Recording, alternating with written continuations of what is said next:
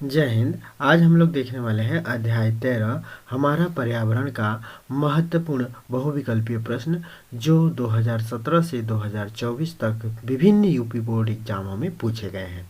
तो चलिए हम लोग शुरू करते हैं बहुविकल्पीय प्रश्नों को।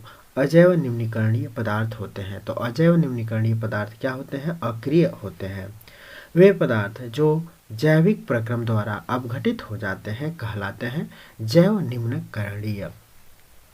पर्यावरण को दूषित करते हैं। डीडीटी का जो छिड़काव होता है ये पर्यावरण को दूषित करते हैं।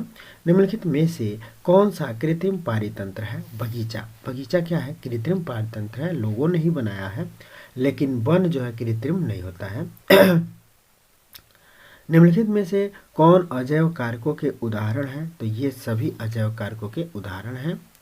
निम्नलिखित में से कौन पारितंत्र का अजैव घटक नहीं है? पौधे। आगे है ताप, वर्षा, वायु, मृदा आदि कैसे कारक हैं? अजैव कारक हैं। जिनमें प्रकाश संश्लेषण की क्षमता होती है उन्हें कहते हैं उत्पादक। कौन सा मानव निर्मित पारितंत्र नहीं है? वन।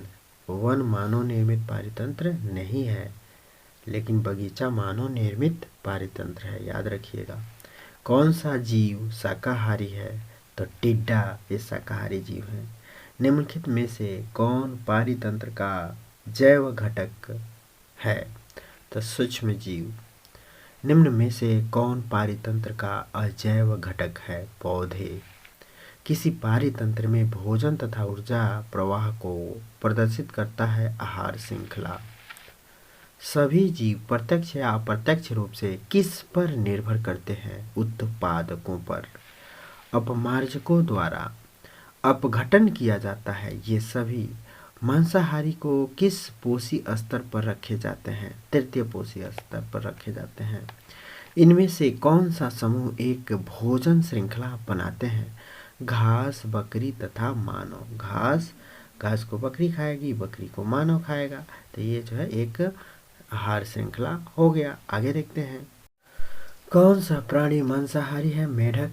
किसी हरे पौधे को प्राप्त होने वाली सौर ऊर्जा का कितना प्रतिशत भाग खाद्य पदार्थ में परिवर्तित होता है?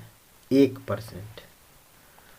प्राथमिक उपभोक्ता द्वारा खाए गए भोजन की मात्रा का लगभग कितने प्रतिशत ही जैव मात्रा में बदलते हैं? 10%। सबसे अधिक हानिकारक रसायन किसमें संचित होते हैं? मानव में।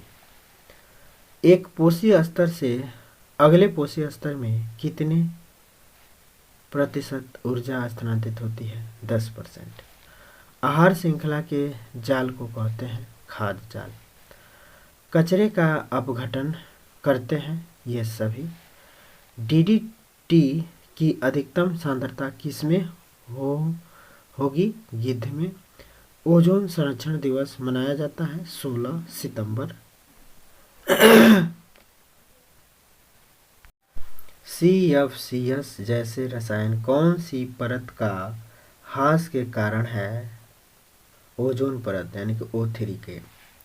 वायुमंडल के उच्चतर स्तर पर पराबैंगनी विकिरण के प्रभाव से ऑक्सीजन अणुओं से कौन सी गैस बनती है? ओजोन। निम्नलिखित में से कौन पराबैंगनी किरणों को पृथ्वी पर आने से रोकती है? ओजोन परत। तो ये थे महत्वपूर्ण बहुविकल्पीय प्रश्न जो यूपी बोर्ड एग्जाम 2025 को 100% आएगा। आप लोग इसे जरूर तैयार कर लीजिए। जय हिंद।